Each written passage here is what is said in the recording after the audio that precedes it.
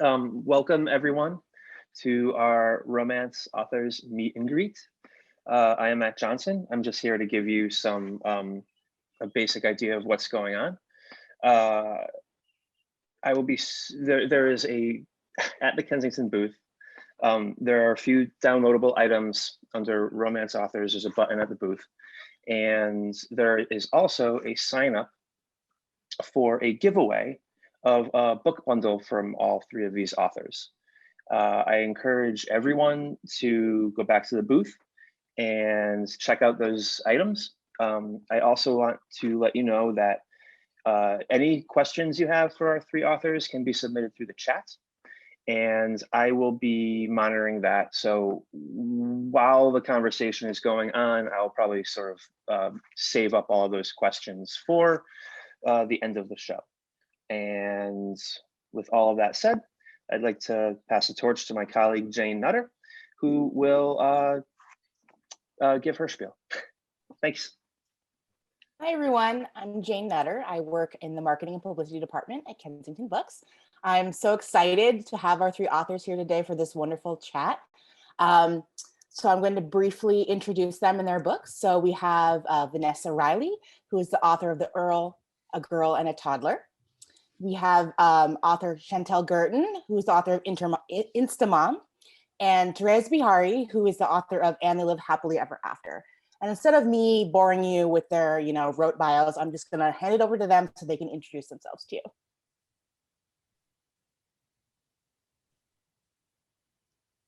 I'll start. I volunteer. My name is Therese. I am a Cape Town, South African author. I primarily write contemporary romances, and this one has a little bit of magic in the contemporary romance. And I've been doing this full time for about 6 years, or 5 years now, but I've been writing for a little bit longer than that. And I'm just very excited to be here with everyone.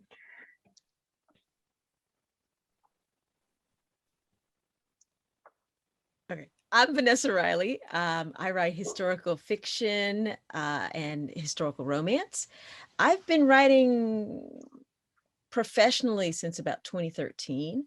I focus on the Regency and Georgian periods, from circa 1750s to about 1830s. And I want to show you powerful sisterhoods, powerful women who've chosen to do amazing things. And sometimes that amazing thing is falling in love, because that can be the hardest challenge when you're living an independent life. I focus on marginalized communities, particularly in England, the West Indies, and sometimes actually South Africa. Yay. That sounds awesome. I'm Chantel Guertin, and the book that I have coming out in a month from now is Instamom. So I write contemporary romance rom-coms right now. I have written, back when chick lit was in its heyday, I wrote 2 chick lit novels, and then I had a teen series that I finished up a couple of years ago, and I'm super excited about rom-coms right now. And I'm really excited to be here. So this is a question for all three of you, and you briefly touched on it, but how did you know that you wanted to be a writer, and why romance specifically? So Chantel, let's start with you. Okay, sure. I mean, this is probably the answer so many people have, but I always wanted to write books. That was always my dream. And I think I always grew up reading a variation of a rom-com or romance. So my favorite thing is when there's a strong female character. She knows what she wants, but she also wants to fall in love. And I love when there's mixing humor and sadness and all those things together. And I've always been seeking that out. And so it's nice when you're looking for some kind of book that you want to read, and then you just decide to write it and add more of what you want to see out there in the marketplace. Nice. Vanessa? I think I was always a reader first. And so I just love being taken on an adventure. the excitement of the newness of going someplace. So it was always from a standpoint of somewhere other than America, somewhere other than Atlanta, somewhere other than the South. Take me someplace, right? So take me to Jamaica, take me to the West Indies, take me to London and whatnot. And my mother was very much stressing our reading of all the different like Shakespeare and all the classics and whatnot. And I stumbled upon this woman named Jane Austen. And I just fell in love with the dialogue and the wit. And then we get to Sanditon, her very last book. And the richest woman in the book is a woman of color from the West Indies. And I'm like, I'm home. I want to write these kind of things. And so I'm just so thankful that I now get an opportunity to tell historical romance from a different perspective, showing people showing that love survived no matter what the circumstances. So I'm very excited about it. And that was pretty much it. Jane Austen did it. So she's responsible, boys and girls. Jane Austen was my gateway drug too, for sure. Definitely for romance. And what about you, Therese? So I read sort of indiscriminately when I was younger, same like Vanessa. I devoured books, probably because I was the youngest of 4 girls. So and they were all significantly older than me. So I, didn't really have that many people to play with when I was younger. So I read and I found friends in the books. And I was always so intrigued and, just completely enamored with any love story. And if there wasn't one, I would make one up. So that's how, like, in my head, Nancy Drew and the Hardy Boys, like, ended up having, like, little relationships everywhere because I wasn't getting necessarily a straight shot of romance. And then when I was about 12, way too young, my mom would kill me if she found out what I was reading then. But my cousin gave me a Harlequin category romance. And from there, I was like, I am home. And I devoured all of that throughout my, throughout my teens, up until my early 20s, when I found out about a competition that Harlequin was actually having. And I decided, because I've always wanted to write. And I just felt this need to be one of those people who were giving the story to someone else. And so I tried and I wrote the worst book I've ever written, and I entered into the competition. And fortunately, although it didn't win, I got the attention of an editor. And she kind of worked with me and was able to mentor me to the point where I actually did get a publishing contract. So I was very lucky in that sense. And I've been enjoying it and loving it ever since. Great, that's great. So now I think our readers our watchers are probably clamoring to know a little bit about the individual books that you guys are here to talk about. So Therese, why don't you tell us a little bit about And They Lived Happily Ever After? I would love to. So, And They Lived Happily Ever After is a story about a romance author who dreams herself into her romance novels. So she gets to experience everything from her heroine's perspective at night when she dreams. And this is incredible for her because she's a little bit afraid of the world. So she's grappling with a mental illness that she's not entirely aware of, and comes to terms with in the book. And she's kind of forced to do this when she shares this amazing kiss with her best friend's brother. And suddenly he's appearing in her dreams too. And so she's forced to figure out, how does this, dream world that she's safe and happy in, how is that going to work with the real world now that this man who she is uncomfortably attracted to is actually appearing in this safe space of hers. So, yay. I'm absolutely obsessed with the idea of like living out your romance novels in your dreams. Like, how did you come up with that? That's such a cool idea. I want to tell you, there was a very clear moment where I was like, this is what I will write. But I think because I have anxiety as well. So for me, it was really just a way of, I think, I've been describing this book as romanceception, a romance novel within a romance novel, because it was really the same way Gaia writes, to try and deal with her anxiety the way I do. So I was writing this so that I could, manage and figure out, this is, and just calm myself. And I thought, what if I could literally be in my books? It would be amazing. There would be so much more kissing if I had if that was real. But fortunately for both myself and my husband, it is not. And so we have a much healthier relationship as a result of it. But yeah, I mean, and I was really actually inspired by the fact that we were seeing rom-coms, across, so many more topics. We were seeing more neurodivergent characters. We were seeing more racially diverse characters. And for me, it was just so important to actually see someone with a mental illness have a rom-com as well, something that was lighthearted and also, deals with something that's real as well. So not only to have something that's very serious, which is what we tend to see with mental illness portrayals in fiction, but to also have this other side of it where people are laughing and falling in love and also dealing with something in their lives. So yeah, I mean, what's so cool about this book is that it's its own voices on like several different levels, which I think is so cool.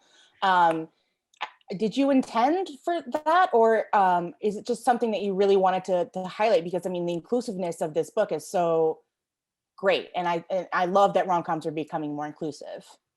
Thank you. I do think so. I feel there was, it's very, it sounds very weird to say this, but it's very lonely being a romance author outside of, the US or the UK or even Canada, because you are sort of on the fringe side of being able to promote your books, being able to, directly interact with your readers. So for me, it was just something that I could hopefully show people. This is what we experience as, romance authors that are not in sort of more mainstream countries and publishing markets.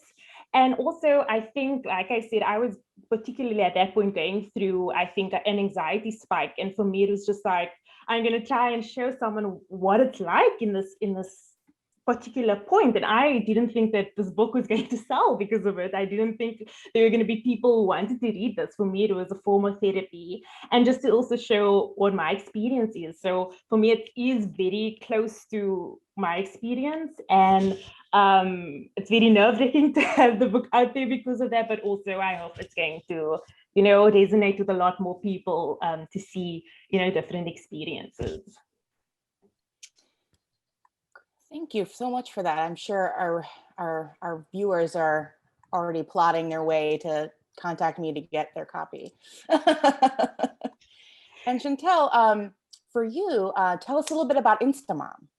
Sure. So Instamom is the story of Kit Kidding, who is a proudly child-free by choice. So she never wanted to have kids and really has taken it to the next level. So she's written her own book that she goes on tour for called Kid Free Forever. She has chapters across the continent where women meet up to talk about not kids and talk about business and friendship and all these other things, because her real feeling is that, like, if you were to say, oh, are you, I'm going to have kids, someone would never say to you, are you sure? But if you say you're not going to have kids, people are like, are you sure? So this is who she is.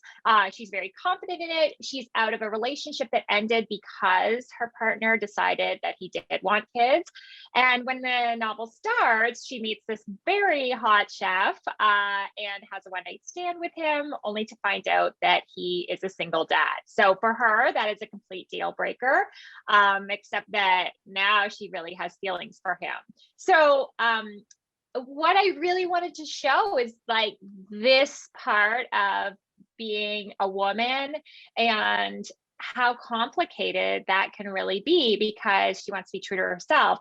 The other part of it is that most of her platform is on Instagram. So she's an Instagram influencer, and there's this idea that you should be consistent. Who you put out is who everyone wants to see. No one wants to see you stray from that. So it's not even as though she's just grappling with like, okay, is there a way that I can date this person and still be true to who I am? Or am I changing my mind about my feelings about things?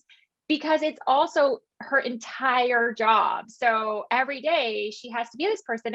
And she told all these women, like, I'm here for you. Like, I am going to help you stand up for yourselves. And so she's just going through it all, right? And the other thing about that is that I really wanted to focus on the fact that a lot of times people think that someone who doesn't want to have children hates children. And that's not the case, right? So how do you, I mean, maybe there's somebody out there who really doesn't like children either. That's fine. But not every woman who chooses not to have children doesn't like children. So it was kind of trying to do this and do it so that it could hopefully anyone, whatever they're feeling towards this like children and not children, all of that could feel represented. Yeah, I love the conflict that Kit is really feeling, because, on one hand, it's like the Instagram versus reality thing where it's like, obviously there's things that people don't see, but it's like her whole thing is, I don't have kids, but, I'm spending time with this guy. I really like him. I like his kid. Like, this is going to be really hard. So I think, and grappling with that in a rom-com, I feel like it's really unique and really interesting, because a lot of people go through that. And, child free by choice is such a button topic, everyone has an opinion about it. And I think that's so interesting going through that. And how real you make that journey. It's not a judgment, there's no judgment on Kit for what she ultimately decides to do. And, I feel like, she kind of remains herself, but being able to change her dream. And I think that's really great. Thank you, Jane. Thanks. And I know that this is sort of a riff on your own love story, which is great. If you want to speak about that, I'm sure everyone watching would love to know that too. Sure. Yeah, for years, I never thought I would have children. And I think, my mom died when I was a teenager. I have a sister, an older sister, and I have two stepsisters because my dad ended up remarrying later. And none of us had children. So I was like 4 girls, no one gets married and have children. Like, I think I just didn't see it. So I just didn't have any pressure. And so I was married and we were just not going to have children for a really long time. And then I started to think like maybe I might change my mind, but if I were to, it would not be with the man I was married to. So for many reasons that marriage ended. And years later, I met this man he was an author as well. We met at an author event. And I just thought like, oh my gosh, he is the one. Like, I just knew it from that night, from talking to him, but he was a single dad of 2 kids. So that was a huge decision for me. Like, am I going to date someone who's already decided, like, this is his life and you're not a part-time dad, right? I shouldn't say he was a single dad. He was single and a dad. He was divorced. So they have a mother, the kids. And but just because the kids go to a mom's doesn't mean you're not their dad that day, right? Like, he sees them every single day. So it was so much to think about, like, in dating someone. It's not like when you just meet someone and you're like, oh, maybe it'll work, maybe it won't. Like, right away, you kind of have to think, is this even worth going into? So all that to say, it worked out. And my stepkids are in the house. Everyone's doing online school because we're still in online school land. And I have a son with my husband now, who is named Fitzwilliam, after Fitzwilliam Darcy, of course, from Pride and Prejudice, as you do. And so we're all very, very happy. So that was really the inspiration. I really felt with some space from that, I wanted to really think about that situation and how others might feel and how I might have felt differently, right? Like, that's the path I ended up choosing for many reasons, but I think there was so much thought that went into that. That's great. That's so great. I love real life inspiration stuff. It's so fun. It's so fun. Thank you so much for sharing that. Thanks. So Vanessa, tell us a little bit about An Earl, the Girl, and a Toddler. Well, An Earl, the Girl, and a Toddler is the second installment in the Rogues and Remarkable Women series. So as we last left our intrepid team of people, Patience Jordan had an immigrant from the colony of Demerara, had fallen in love with the Duke of Reppington. And they have now gone to London for I guess, the season. And they've brought her best friend, which is Jamina. Now, first of all, I've always wanted to do an amnesia story. Every romance author particularly has to do an amnesia story. And Jamina's my girl, because Jamina, we didn't know what happened. We meet her in book 1, A Duke, the Lady, and the Baby. She is Patience's best friend, ride or die for everybody, the one where it's like, you don't ask questions, you jump in the car, the body's in the back, you with the shovel, you just, handle your business. That's Jamina. And so she, this is her book. And I had to take you guys back in time so that you would kind of understand, like, how did she get amnesia? What is her story? And then the different conflict of her trying to find herself, because she's got to wrestle with, does she want to be who she was, or does she want to move forward and create this new life? Because literally she only remembers the last 2 years, and the last 2 years were in Bedlam. And speaking of having to quickly decide if you want children, Daniel Thackeray is he is at the docks of Portsmouth, and he's waiting for his fiancée. They have fallen in love by writing letters to each other, 18 months of letters. And he insisted that she had to come before Britain did a blockade, because of those darn Americans, War of 1812, all this aggression happening. And so there's this massive blockade. And if she does not come out by the time the blockade starts, then Daniel won't see his intended for probably 2 or 3 years. And once again, they've been corresponding by letters. They haven't actually met, but he is totally in love with this woman because he is a man who just loves words.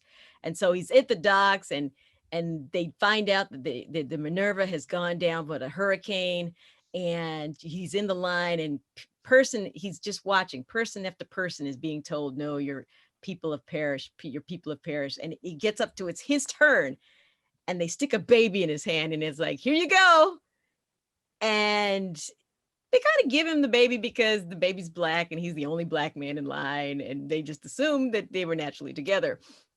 But Daniel, knowing, because he's a barrister, he knows that if he does not take this child, the child could end up being sold as an exotic, because that actually happened to little girls, women of color, little girls of color would be sold as exotics in the brothel. So if he doesn't step up and decide he wants to be a dad at that moment in time, or at least take custody of this child, he will personally doom this child's future.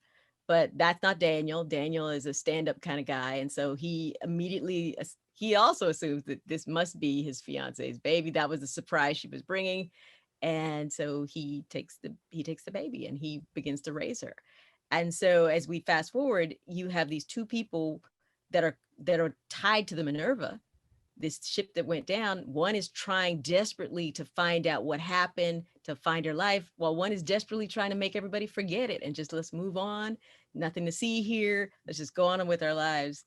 And as these wonderful romance worlds with hijinks and comedy and everything, they're drawn to each other. So Jamina and Daniel are drawn to each other. They're pretty much opposites, and I think they have a lot of fun. You've written a bunch recently about the success of Bridgerton because of its inclusiveness and the importance of that, so that history isn't being whitewashed. What do you want, like, your readers to know about, like, the real world history of Black people in the Regency era? There is such a misconception. All our Pride and Prejudice folks here, we all love the 1995 version of Pride and Prejudice. And there's this wonderful scene where Darcy's, he's breaking a sweat. He's walking through the streets. Some little kid comes up with a pitcher of ale, and he's dead because he's searching for Lydia. But the place that they're at, that particular street in that section of town where Wickham and Lydia are hiding, he should have seen at least one person of color. He may have seen an Asian person. He may have seen a blackamoor, a Black person. That's how diverse England was during that time. There were between 10 to 20,000 free Blacks living in London. But when you look at most of the historical romance, you look at what we see on TV, you never see this. And so it's a passion for me. I want to show that. People with disabilities, because we're talking about some really not up-to-date science, right? But they are there, and they've been totally erased from the narrative. So when you get a Vanessa Riley book, you're going to see inclusivity in ways that you've never seen. And people are dealing with life. They're not looking for pity. They are like, this is where I am in this life. And I'm going to make the best because I deserve a happy ever after. And so that's what you get. That's great. I love that. And you mentioned a little bit about Bedlam, which is such a horrifically awful place. That, men could basically just say, hey, my wife's crazy, send her there, like they had no rights. So that's why I just love the Widow's Grace, because, there's such a great advocacy organization for these women. Can you explain exactly to our viewers who the Widow's Grace are? Absolutely. So the Widow's Grace is a secret society in England, and they have a network across England, and their whole purpose is to restore women back to their rightful places. So when you were a widow, you lived on what they called the widow's dower, which really was money that came from your dowry when you got married as part of the contract. Well, the administration of that contract is left to your husband's family, because that's typically, they would be the ones that would be figuring out where you're going to live and all these sorts of things. Well, if your husband's family didn't like you, you might not get that money, or you might get that money strung out. Or if they really, really didn't like you, they could get custody of your children. And one of the easy ways of getting rid of people was to say they were crazy, because you just took two men to say, hey, this woman is crazy. Yeah. Put her away. And so that person would now be on the state's state's dime, and they would be, chained away in Bedlam. It was really hard to get out of Bedlam. And so once the Widow's Grace finds out that there are women in Bedlam, they use all their resources to try and get them out. And once they get them out, they try and figure out how, what happened, who do we have, what witnesses. So they literally may break into buildings.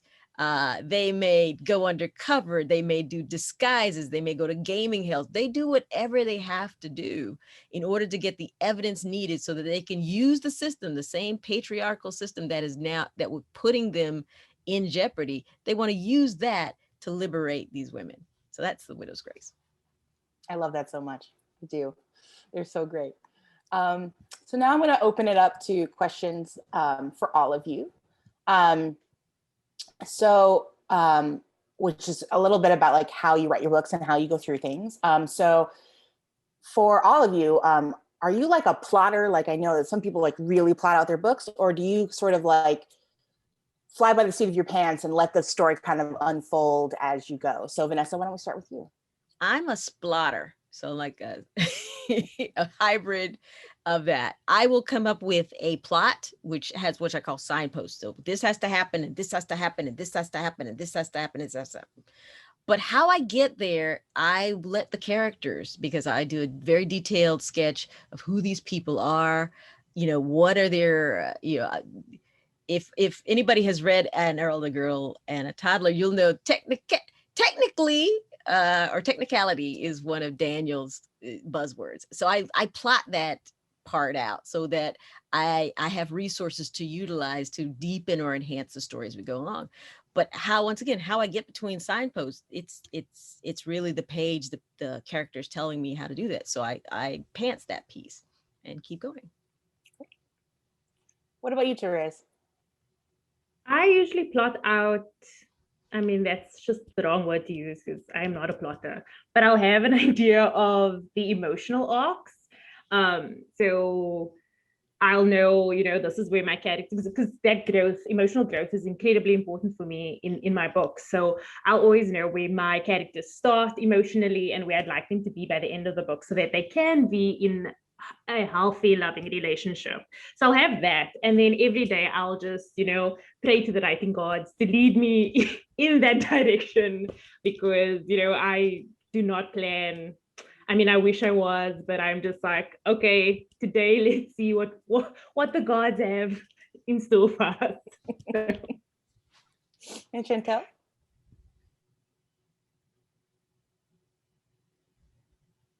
Is Chantel frozen? All right, we'll come back. So next. Yeah, I oh, there you are. Yay. I want those. Oh. Sorry, you were frozen for a second there. I think that's a lot of people using internet here. So, okay. So yeah, I think a lot about what the story is I want to tell, who the characters are. So I know what it is, but like how they do it. And I write a lot of scenes that I think, oh, that, no, they are not going to go in that hot air balloon. That is really cheesy or whatever. And then, it goes. And so I think that's, for me, that's just part of the process. And once I can wrap my head around that, the first draft's not going to be perfect. It's really a lot of like, I just write every day. Some of it might make it in and some of it doesn't. So when you are experiencing writer's block, how do you push through that? Go ahead, Chantal, you can go first. Should I go again? Yeah. Oh, okay. Yeah. So it's real, that writer's block. I mean, but so what I just try to do, I do 5 a.m. Writers Club, which I'm sure lots of people have heard of. So I just find if I don't get up first thing in the morning and get it done, then, by the time breakfast is done and I get the kids to school, like the day is somehow shot. It gets eaten up by all the things you didn't plan for. So I don't really let myself have writer's block, because I find if I let 2 days go by, 4 days go by, and the next thing I know, 3 months went by and I didn't write anything. So I just try to get up at 5, write. Usually when I'm just drafting 1,000 words, they might be garbage, but I think in doing that, I get a nugget of like, even if that's not working, it gets me closer to what is working. So that day I might be like, oh, that was so terrible. But it almost forces me to think like, well, what am I going to do tomorrow? So throughout the day, I'm thinking about that. And then hopefully the next day is actually better. And then I just kind of remove that it has to be great every day. If you can remove that, because I think a lot of writer's block is this pressure, right? That what you're going to write is going to be so great. If you don't ever show it to anybody for a long time, then it doesn't matter, right? You can get through it. I think that for me, I just need to keep doing it because the practice makes it better. That's great. What about you, Vanessa? I'm echoing everything that Chantel just said, because I am a firm believer that you have to write every single day. Writing is a muscle, and if you let it get stale or cold, you're going to need a lot of massage therapy in order to get it right working again. So I try every day. I'm a night writer though. So I will do other things during the day. And I, at a minimum 100 words. My best day has been probably like 10,000 words, but it's just, you go in those zones of writing every single day, because if you put your pressure on yourself that it has to be absolutely perfect, you will never get it done. I think perfection happens through the editing process, and you can only edit if you have words on the page. So writing every day prevents writer's block. Mm-hmm. And Therese? I feel the same. Most importantly for me, writer's block is prevented by deadlines, right? So sometimes you have no choice, you have to write. So I've experienced that quite a bit coming back from maternity leave, and actually, having to find the time. There's no opportunity to be, to have that, because you have a deadline and you have to try and meet that deadline. But I agree. I find that writing regularly for me personally, it doesn't have to be every day, but it just needs to be a habit, so that it can be part of your life, so that you don't end up thinking about it. so much that it overwhelms you. So it's really just about, sitting down, and even if you write 100 words, 50 words, even if you're just writing out ideas or brainstorming or trying to work your way through an idea, so that you can put yourself into the best position to write. I find that, just dedicating a small amount of time to it really helps that. Absolutely. So obviously in romance, the key pieces here are the hero and the heroine. So what do you think goes into creating the perfect pairing? Like, so how do you craft your hero and the heroine so, so that it's believable, so that it's like, these are the people together? Because, obviously, if they don't make sense, then the book doesn't exist, right? So how do you craft your hero and heroine? We'll start with you, Therese. I usually think about what is going to torture these characters the most. So who are they going to be able to fall in love with that's going to be the most inconvenient, or, the most, that is really going to make them uncomfortable in their normal lives, so that they can start looking at what is going on in their lives and in their, with their goals and all of that, because like I said earlier, I want them to be in a space where they can be in a healthy relationship. So it's really about what is going to make it uncomfortable for these two characters to fall in love, so that they can examine their lives and then eventually get to the part where they can live happily ever after.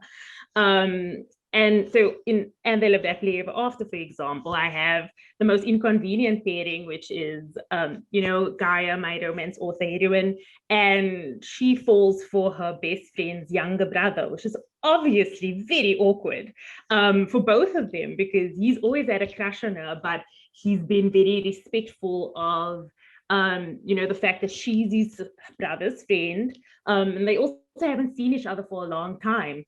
So to be in the situation where they're now looking at each other in this new light, and also to be forced to then face their different issues. The guy is forced to actually look at the way she's coping in her life. No one's actually forced her to look at, some of the more unhealthy coping mechanisms that she has, and no one's forced Jacob, the hero, to actually review his habits. So it's really about making him uncomfortable, and then throwing in a dash of sexiness or kisses or uncomfortable attraction here and there to make things, to propel things forward.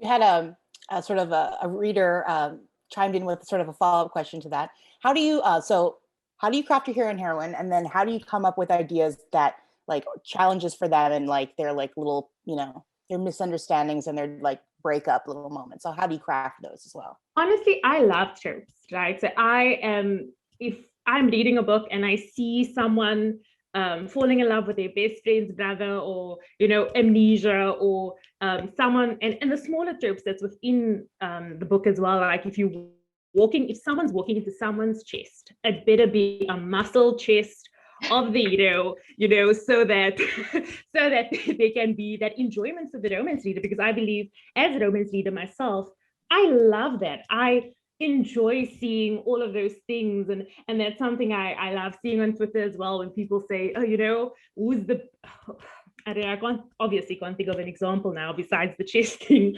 but it's really about thinking of what would my romance reader enjoy, what would I enjoy as a romance reader, and what would they enjoy, because I mean, it's just, I think a lot of it just comes from a pure love and obsession with this genre that's so hopeful and lovely and joyful. So I'm there to give my readers what they want.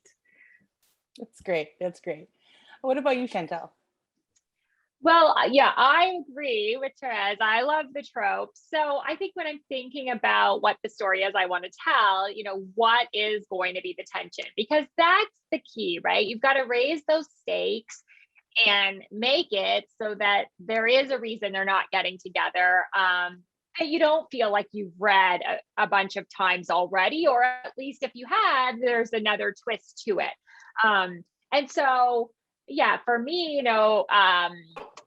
with Instamom, they're thrown together. So they have to work together on a campaign. And so there's no getting around it, even if you wanted to escape that person. And I love that because it allows for, even if you hate them, you know, the hate to love, but there's that chemistry, right? As we always say, like, hate is not the opposite of love, actually, right? So there's that passion there. And then it's sort of like that. I love trying to find that balance, because if you don't like the person, but you do like the person, and how do you show the reader, right, that without just like blatantly saying that, because the heroine doesn't totally know it, or she's in denial herself. And if, especially, I wrote this from just the heroine's point of view. So sometimes if you get the hero's point of view too, the reader gets to know all. But if you don't get the hero's point of view, you got to think about, ooh, how do you build that tension up? So this is a funny thing. At one point, I was in the revision process, I think my editors said, you know, I just think there needs to be something else that really shows us that chemistry, even though they hate each other. So I was like thinking like, oh, what could it be? And I was chatting with one of my other writer friends who writes historical fiction. And she said, well, do you have a competency porn scene in there? And I was like, what? And she was like, you know, he's got to fix something. And I was like, of course he does. He's got to fix something. She was like, get him down on the floor under that sink. He's got to fix that tap. And that's going to be enough, right? Because of course his t-shirt's going to ride up, and then we can see his chest. And so there you go, right? I hate him, but I love his chest. That's so great. That's so great. What about you, Vanessa? I think I'm a mirror writer. So I try and mirror my hero and heroine. But now I've come to the conclusion I'm a broken mirror writer, because there's subtle fissures in the glass of perspective. So like Daniel and Jamina, they are opposites. Daniel is calm. Daniel is going to think things through. Daniel's going to think about all the repercussions that could possibly happen, and then he's going to think about it some more. But you know, and Jamina is passion. You know, if she feels like she's going to, if something needs to happen, she's going to do it. She's not going to think about it. She's going to just run right in. But even though that sounds direct opposites, there's little fissures in. There's times where Jamina will think about her past and think about the repercussions and think about things and dwell upon the goal that she really wants for her life. And that will mirror, you know, in Daniel sees that. So it's not just complete opposites. It's there's pieces in them that together they're going to be a better force. Together they're going to solve bigger problems. Together they are going to be an even greater power for love. They're whole, like if it hadn't worked out or don't work out, they are whole individuals by themselves. They will live fully and complete lives, but together they are just a much more dynamic force, and they see that, and it's just, can they harness the power and go to this new level, or are they just going to play it safe and keep to their safe worlds? Great. I know that some of you have mentioned the tropes, and I always love this question. So what are your favorite tropes, and what are your like least favorite tropes? Like, you know, I'm not going to read that book because it has that, or like, I'm going to read this book because it definitely has this trope. So we'll start with you, Vanessa. Well, Marriage of Convenience by far is my all-time favorite trope. I may throw that into every single book I write just because I love that. Oh my gosh, I got to marry you and give up all my power and rights and what? I love that. Least favorite, there's not really a least favorite. It's just, there's just some that I want to work through in my head. So like the little sister, best friend's little brother, I don't quite get that, because I look at my brother's little friends and I'm like, no way in Hades that would ever happen. Okay. So you just got to get me there. So it's gotta be that. What about you, Therese? I am so hypocritical when it comes to this. So I love a good second chance romance. But if that happened in real life, like if my friend came to me and was like, look, you know, that guy who treated me so poorly in high school, he's back. I would hate it. I would be like, run away, do not go with it, do not move forward. But in books, I love it. And half of the books I've written, I was counting the other day, are second chance romances, you know, without me even deliberately choosing it. It was just something that I gravitated towards. For me, the ones that I'm not a huge fan of is more on the forbidden side. So like, you know, stepbrothers or whatever. For me, that's a little bit harder to get across.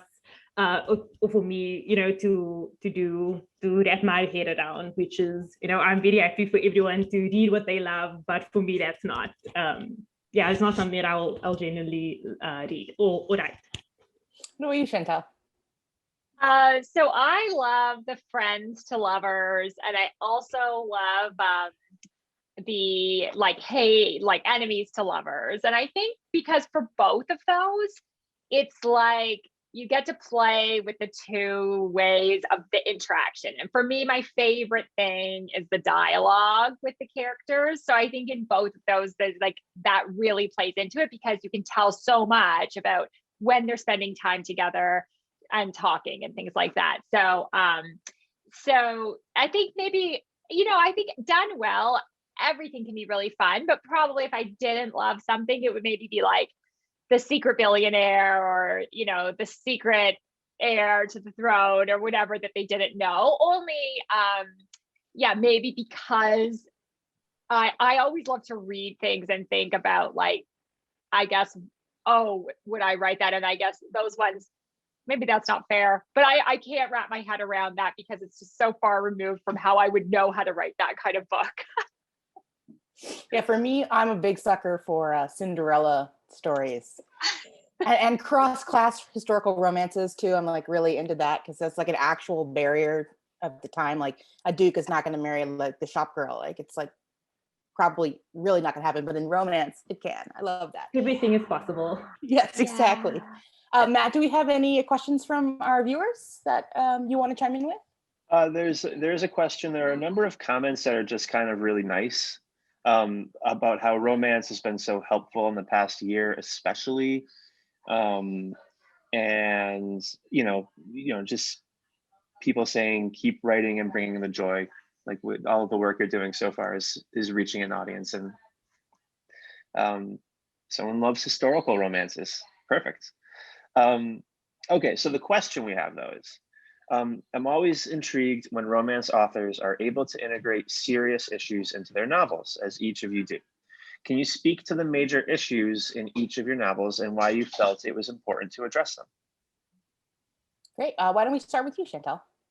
Sure. So I guess the major issue in Instamom is about being child-free by choice, as I sort of mentioned. And I think, you know, that I think that adds that layer of complexity that that takes it still gives you the romance you're looking for, but maybe makes it a bit more realistic. And I think I love a good escape, and I think there's still a lot of that in there. And like, oh, if only that would happen to me. But also maybe helping someone. I'd love if someone felt like they were in the same position or they don't feel that they're represented. And I have heard that from readers already, like some who are maybe hesitant to read it because they are child free by choice, and it's not often represented. Because how do you deal with that? Because often, you know, it's love, marriage, baby carriage, right? And that idea, and it makes that issue that you can still just totally have that romance, you can totally have that happily ever after, and so that's the issue for me.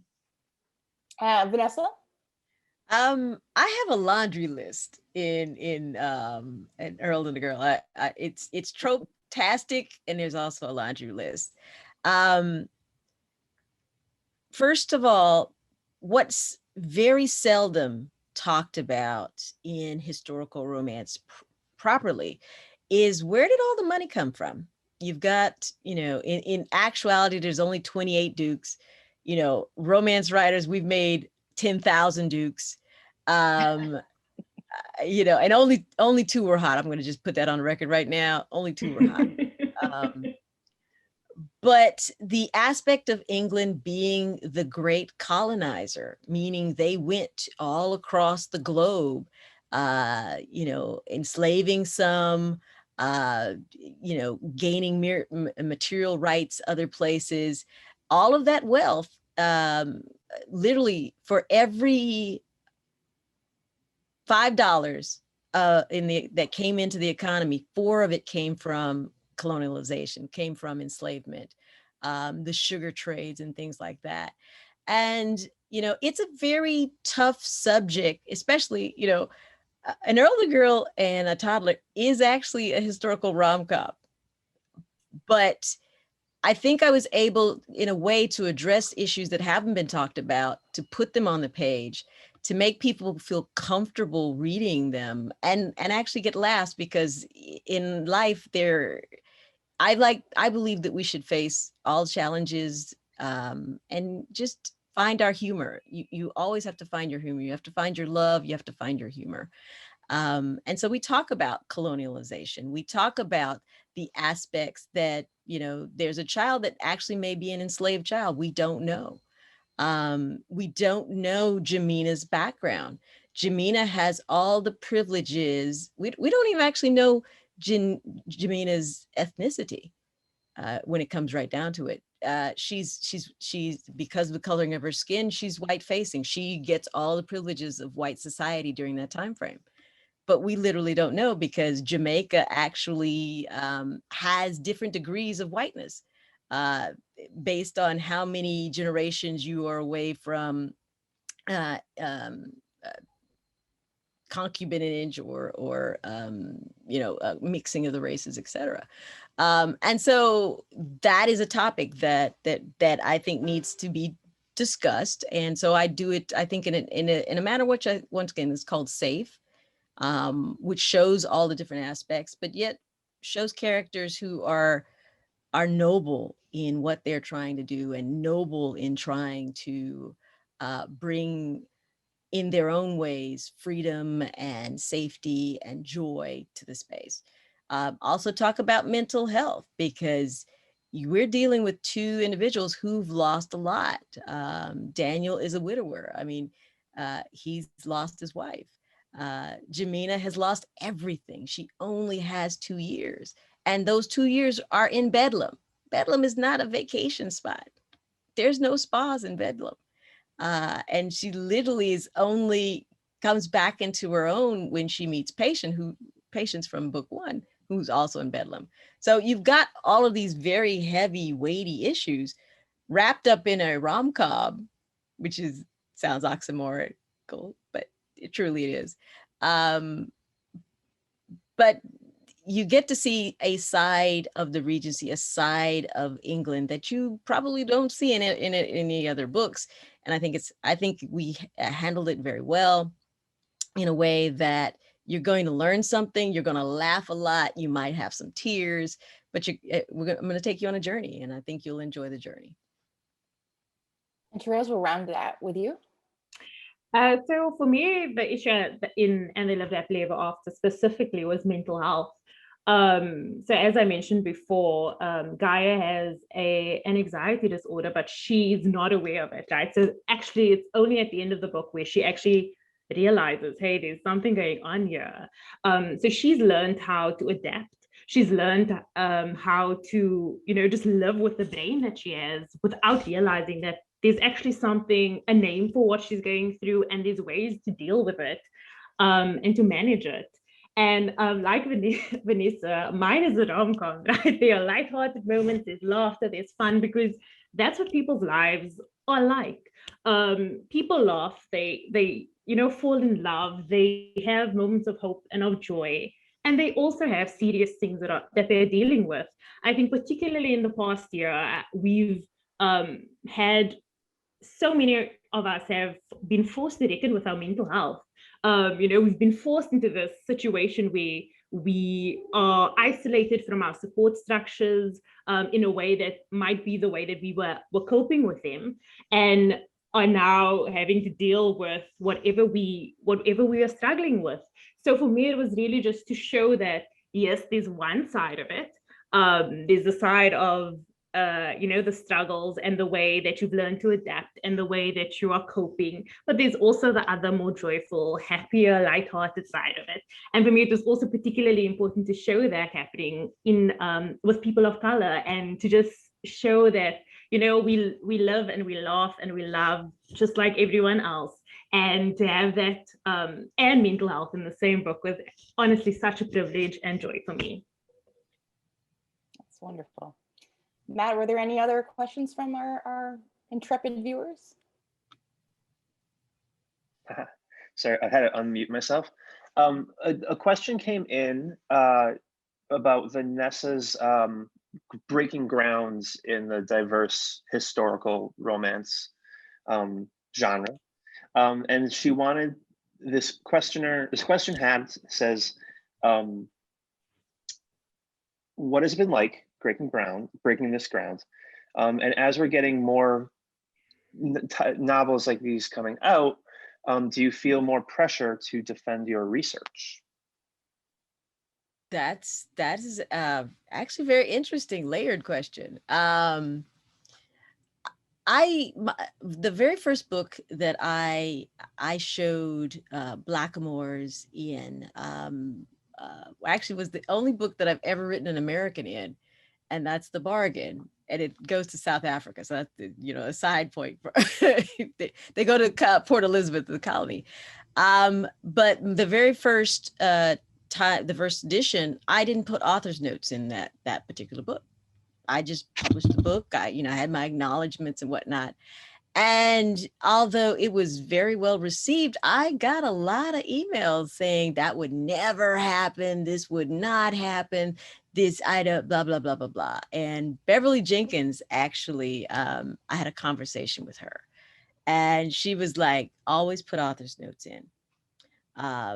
There's never a point where somebody is more willing to learn or understand when after they've read something that excites them or has them asking questions. And so if you leave them with nothing, they are left to decide, are they going to take that extra effort to go and Google? Probably not. They close it up and you've missed an opportunity. So after talking with her, I always put an exhaustive author's note in the back of my book. I have terms, I have definitions. When you get one of my historical fictions, I have a bibliography. Island Queen coming up has 6 pages of bibliography because people don't know. And honestly, it's not your fault that you don't know. You're not taught it in schools. A lot of the history is whitewashed and it continually whitewashing because, people don't want to admit that some really bad things happen. It's not our fault that really bad things happen. We're in an evolved, enlightened state, but it doesn't take away from what actually occurred. And so, I so enjoy writing for Kensington because they've allowed me a playground to be able to bring these characters. Daniel is an Earl. First of all, well, 2 things. Kensington also allowed me to have horrible hero names because I personally believe every horrible name needs to have a romance. So you had Busick in the first book. P. Daniel Thackeray, I'm not going to spoil it, but it's also pretty hideous.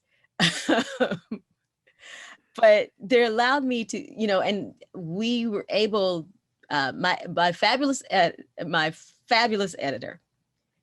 in her editorial notes, she didn't realize she was doing this. She asked me one question about how Daniel would be received when something happens in the book. And that sent me down the wormhole. And I literally rewrote probably about 70% of the book. Because I wanted to show more of Daniel's life. So you get to see his community, you get to see his friends, because oftentimes when you see marginalized people put in these books, it's that one person in a cast, right?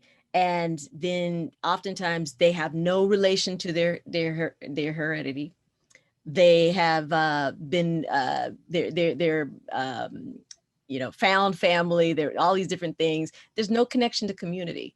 And so we took a moment to literally go and show you Daniel's community. So you see George Bridgetower, true person, actual, one of the greatest violinists in the world. You see Bill Richmond, one of the greatest boxers in the world. All of these guys, Black men, are the Prince Regent's friends in true life, right? And, these are things that no one really knows. Typically when historical romance writers talk about Prinny, he's a bumbling, drunkard, womanizer. Yeah, he was all of that. But he was also pretty progressive and hung out with folks and actually, he paid for Bridgetower's education. He gave a stipend to his mother. After his coronation, he has a party, and Bill Richmond is like one of the prize, one of the top guests, and in all of these different sets. So there's so much that would never happen. They would never interact. These are all concepts that are not true. And so it's part of my goals is to put the color back on the page, put the color in the page, put the depth, and if we have to deal with issues because of the way the world works, then let's deal with the issues, but let's do it in a safe manner that just says, people are people and people do make mistakes, but love wins. And that's the purpose of romance. Love always wins. That's great. Yeah, I love that. Love always wins. That's fabulous. Well, Matt, is there anything else from the audience? No, I think that covers everything from the audience. And I just want to thank all of you, 3 wonderful authors, for joining us. Thank you, Jane, and thank you to everyone who tuned in. I want to reiterate that you can sign up for a book bundle at our booth by clicking on the signed ARC/finished books button, sort of at the top of the page. And yes, just thank you all very much. This has been great. Thank you, everyone. Thank you for the wonderful conversation, you guys. Thank you. Bye. Bye.